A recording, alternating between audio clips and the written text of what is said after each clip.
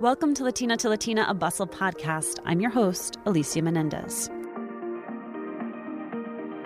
My grandmother taught me nothing in the kitchen, in the home. And she was really intentional about that. And when my grandfather would complain about me not being able to do anything in the home, she would always remind him, I was like, she doesn't have to, because she's going to be a professional one day. You are just listening to Daisy Auger-Dominguez. She is a senior vice president at Viacom. You know, the parent company for MTV, BET, and Comedy Central.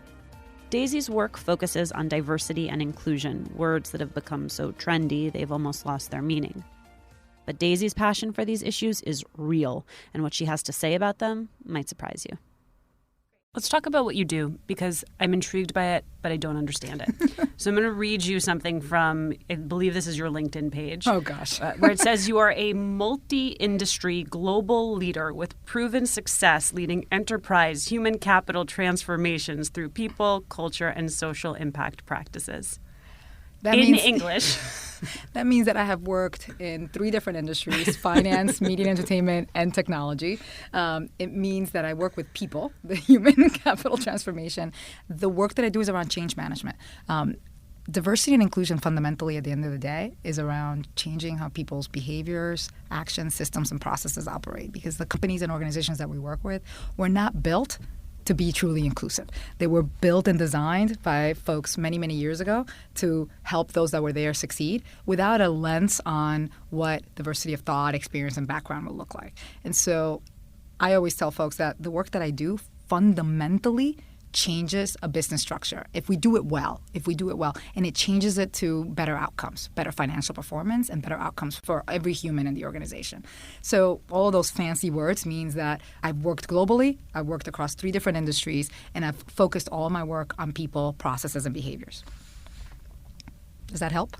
Sort of.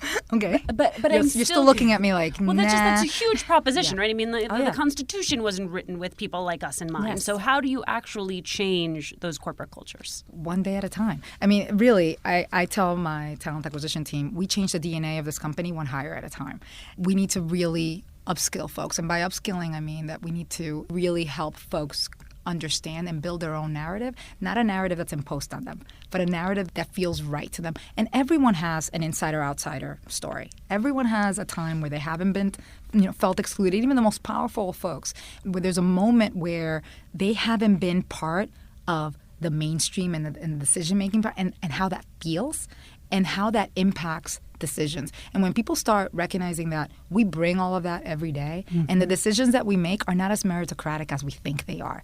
They are based on completely conscious and unconscious biases that define what opportunities people are going to have, what business programs we're going to follow.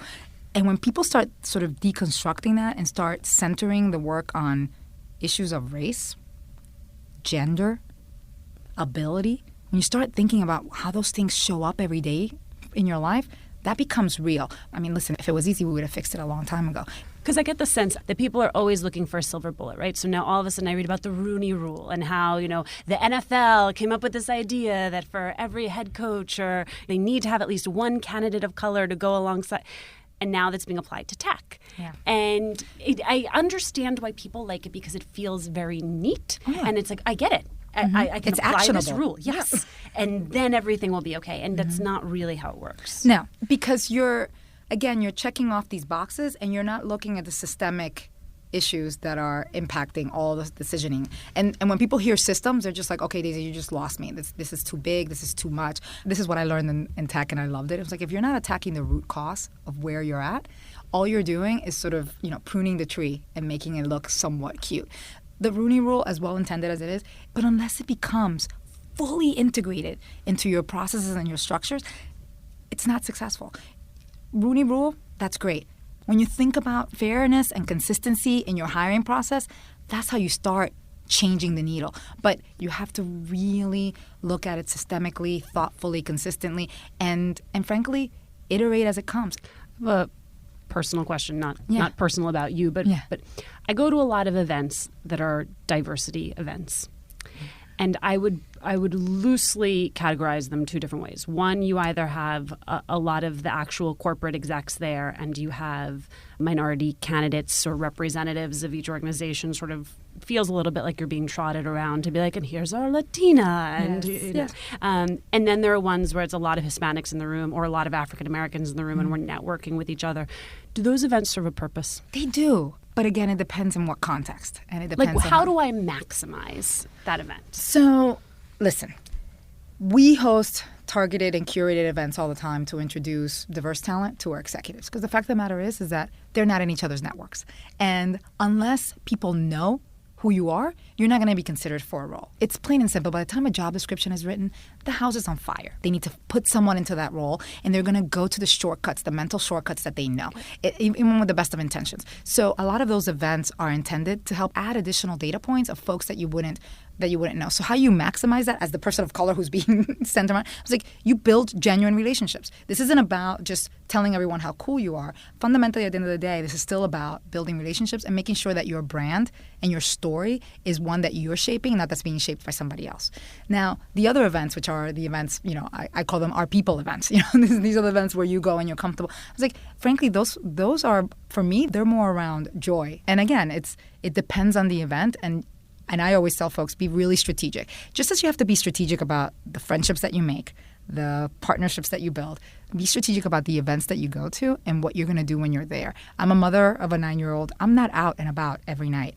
I try to go to at a maximum 2 events a week. That's what I try to do so that I can, put my little girl to bed. And so those events that I go to, I'm really mindful and thoughtful about what am I getting personally and what am I getting professionally from them.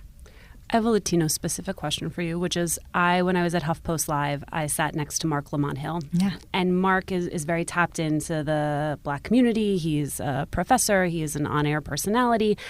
I don't think I'm exaggerating because this happens so many times. I could ask him for contact information for almost any Black celebrity, newsmaker, athlete, and he'd be like, oh yeah, I'll text them for you. And both that he had exposure to them, that they had a culture between the two of them of sharing contact information, and perhaps I'm just not charming people the right way, but I don't feel like we have cultivated that culture in the Latino community.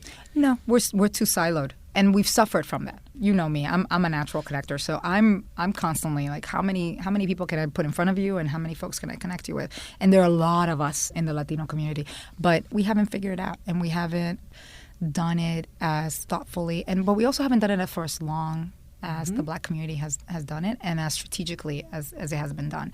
I think that's one of our biggest weaknesses, and I think that there are a lot of many, as there are in the African American community. But for Latinos, there's these geographic differences, there's these national differences, and there's these class and even color differences within our community that we have to grapple with before we really build a unified sense of these are the folks that are going to connect us and build familia.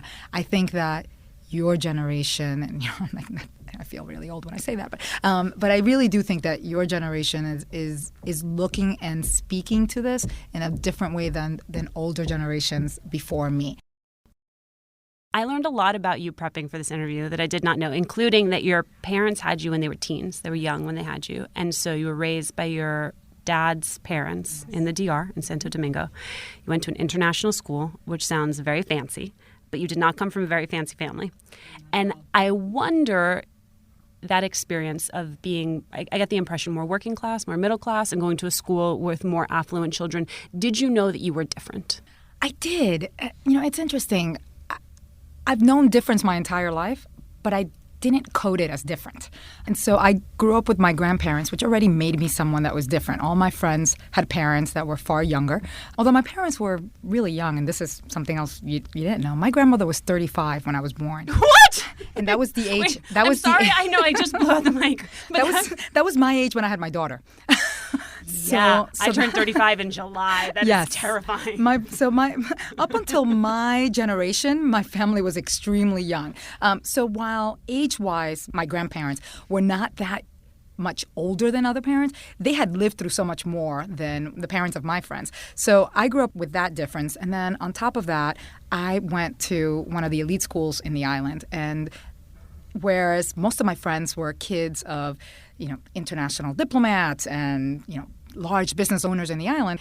And so these were the kids that I grew up with. And so we weren't as fixated on class as we were on nationality and language and that type of difference. And so I played that insider-outsider of being technically Dominican, yet I was half Puerto Rican because my mother's Puerto Rican. I didn't have a chauffeur that picked me up. I actually got taken to school and back by one of my teachers every day who lived across the street from me. And yet I was part of all the big social quinceañeras. I was part of all of the big events that happened. And while there was a difference that existed, there was never really friction behind it. There was just this acknowledgement of I'm in today and I'm not in, and yet I can flex between these two spaces. Flexing is a good way of putting it. And then you moved to the States when you were how old? I was 16, starting my junior year of high school. I moved in October, and I always remember that because I moved a couple of weeks before Halloween, and I had never experienced an American Halloween. For some reason, I'm fixated with the images of people dressing up and going to get candy from people's houses, which was a very strange cultural experience for me. And that's the month that I moved in 1988. Yeah, that's a weird welcome to America. Yes. I had a lot of weird welcomes to America. Like what?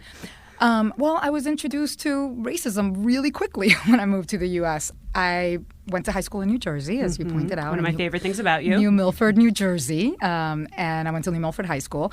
And within a month of being in the high school, I befriended the one biracial kid. Of course I would. The one biracial kid that was on campus. Yeah, she's Brandy, black and white.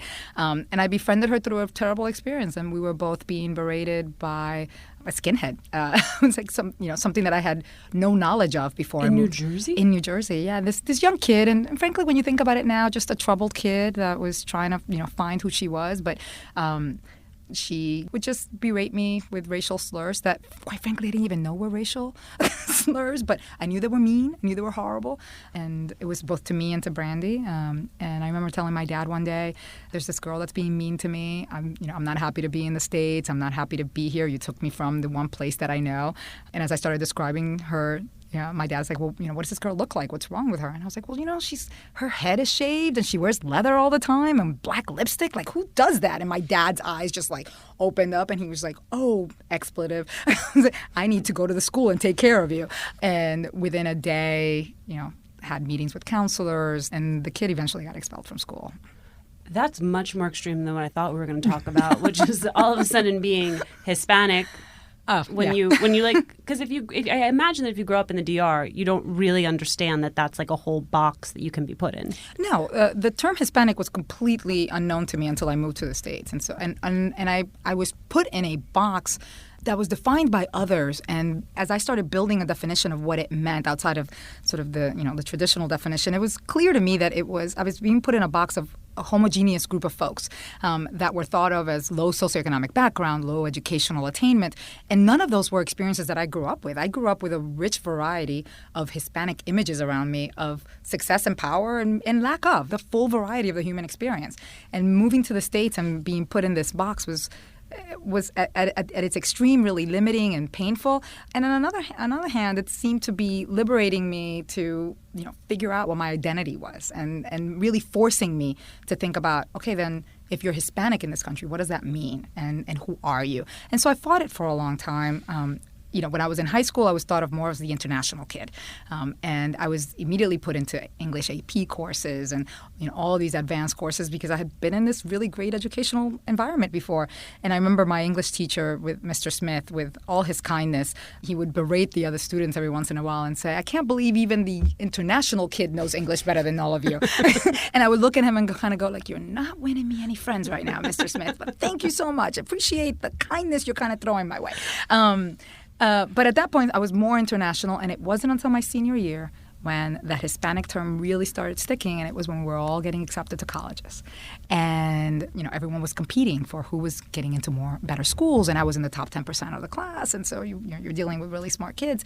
And I remember once Mac, again, a good kid, good intent, but, just didn't know what he was saying. He just sort of turned to me, he's like, oh, you're going to get into all the schools you get into because of affirmative action. You're Hispanic. I have to tell you, Alicia, I didn't know what affirmative action was at that point. This term Hispanic kept on being floated around to me, and I was like, what are you talking about? I'm Dominican. I'm Puerto Rican. That's my identity. This is who I am. And by the way, I got better grades than you, so of course I'm going to get into school, into any program that I get into. But that sense of belittlement, and again, being put into that box, that started for me really in my senior year. And, and I grew to understand what my place was in American society, but I also grew unhappy and a bit rebellious with not only me being placed in this corner, but these brilliant kids that I knew being placed in these boxes and labels that I thought dehumanized them and frankly limited their opportunity.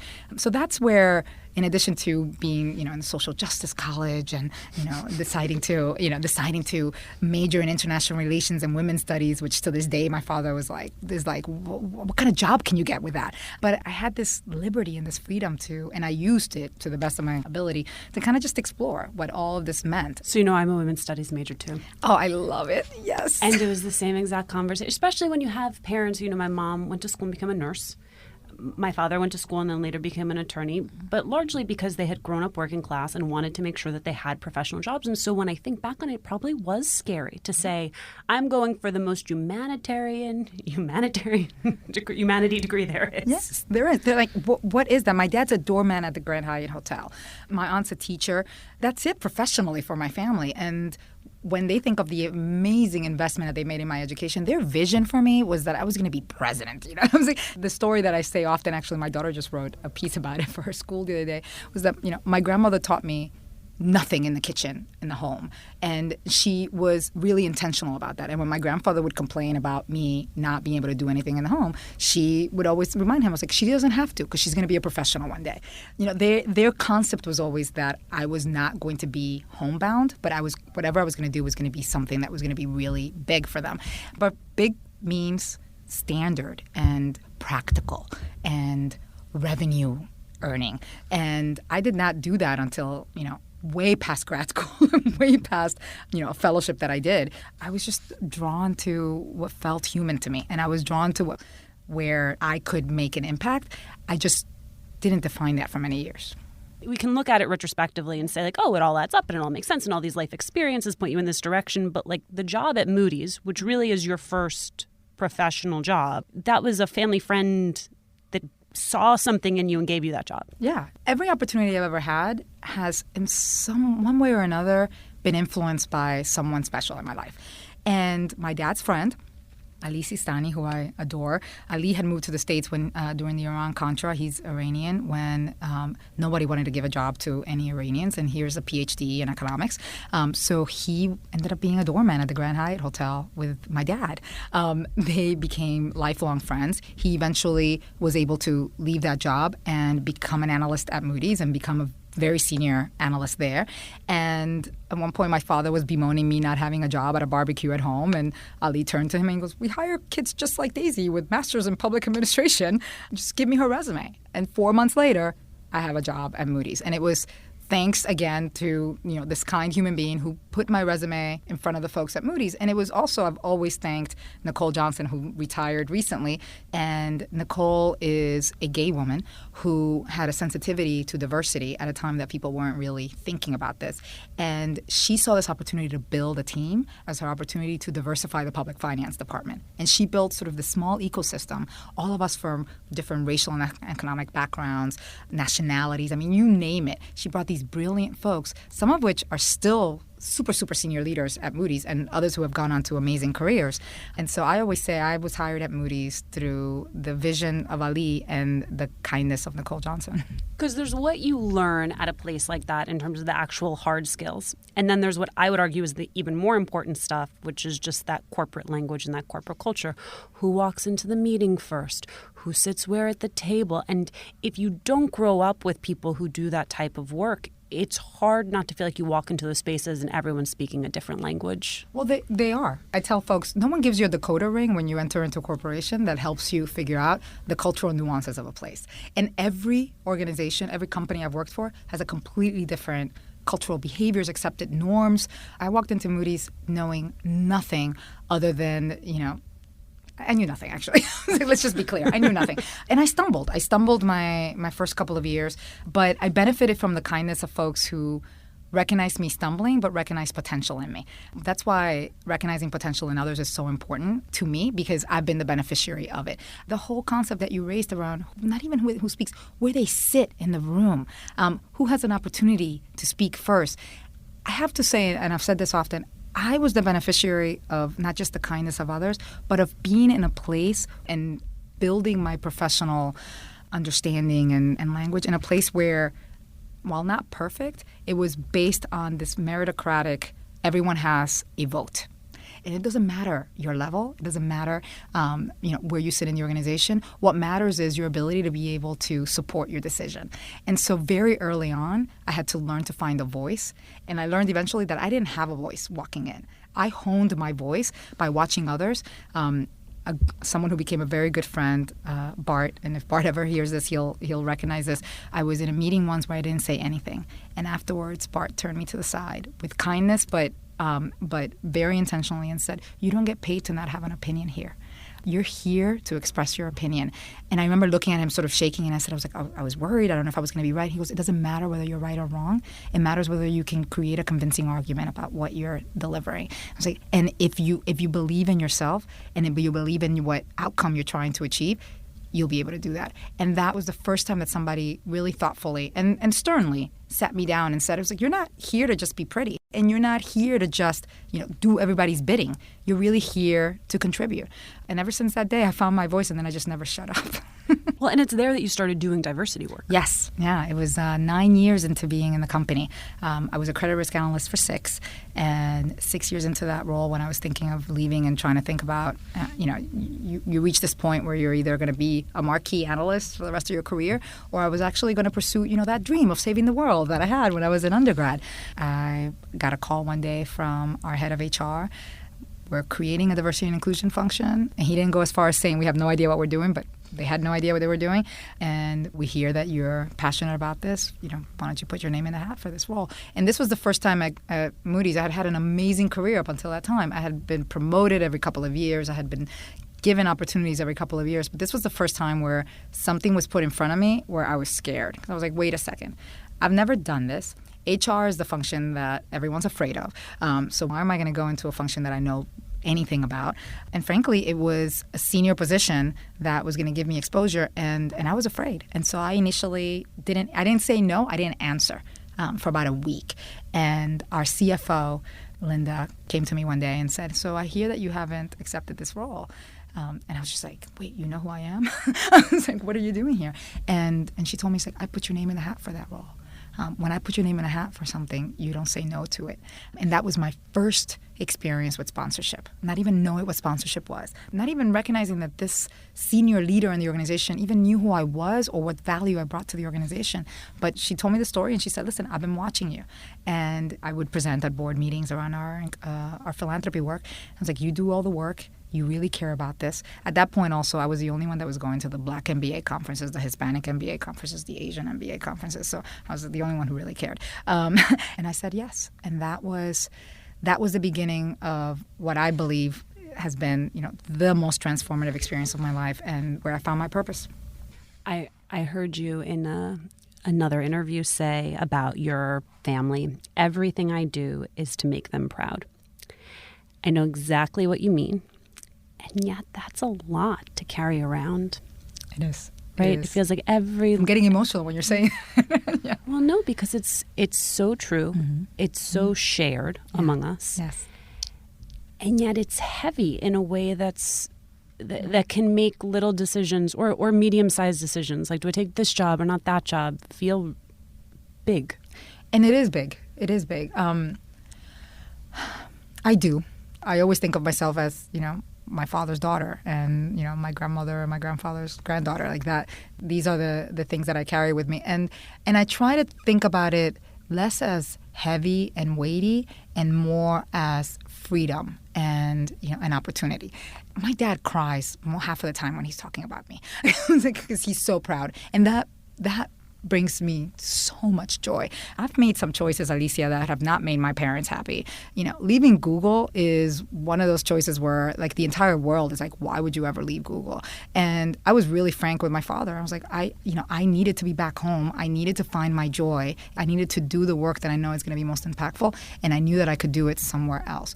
And that's frankly all I needed to say to him. And at the end, fundamentally, our parents put a lot of pressure on us. But if you just dissect all of the external societal images and brands that people expect of us, all they really want from us is to be happy. And if that happiness comes in the form of doing, a job that is, less glamorous and less exciting, that I think is completely acceptable in my family. But where's the freedom?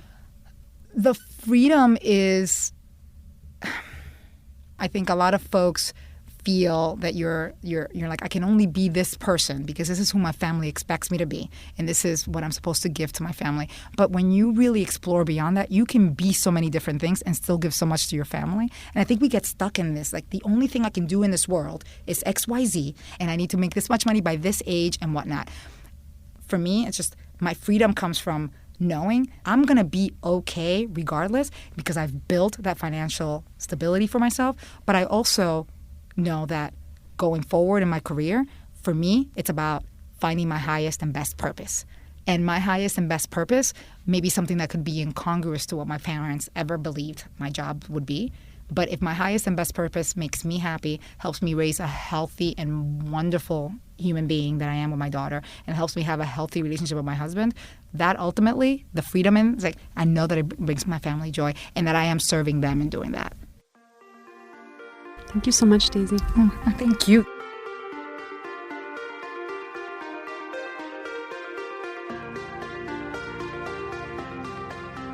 That's it for now, but we want to hear from you. Email us at latinatolatina@bustle.com.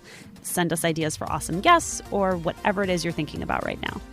Remember to subscribe to Latina on Apple Podcasts, Stitcher, or wherever you're listening. And please leave a review. We love hearing from you.